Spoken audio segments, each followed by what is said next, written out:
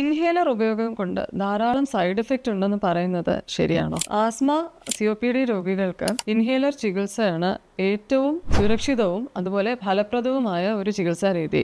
ഇതുകൊണ്ട് സൈഡ് എഫക്റ്റുകൾ ശരിക്കും പറഞ്ഞു കഴിഞ്ഞാൽ വളരെ കുറവാണ്. കാരണം എന്താണെന്ന് വെച്ചാൽ മരുന്നുകൾ ഇൻഹേലർ വഴി നേരെ ശ്വാസകോശത്തിലേക്ക് എത്തിക്കുകയും ഇത് അധികം നമ്മുടെ ബ്ലഡിലേക്ക് കലരാതിരിക്കുകയും ചെയ്യുന്നതുകൊണ്ട് ഇതുകൊണ്ടുള്ള ഇഫക്റ്റീവ്നെസ് വളരെ കൂടുതലാണ്. അതേസമയം പാർശ്വഫലങ്ങൾ വളരെ കുറവുമാണ്. ഇൻഹേലർ ഉപയോഗം കൊണ്ട് ധാരാളം സൈഡ് എഫക്റ്റ് ഉണ്ടെന്ന് പറയുന്നത് ശരിയാണോ? ആസ്മ COPD രോഗികൾക്ക് ഇൻഹേലർ ചികിത്സയാണ് ഏറ്റവും സുരക്ഷിതവും അതുപോലെ ഫലപ്രദവുമായ ഒരു ചികിത്സാ രീതി.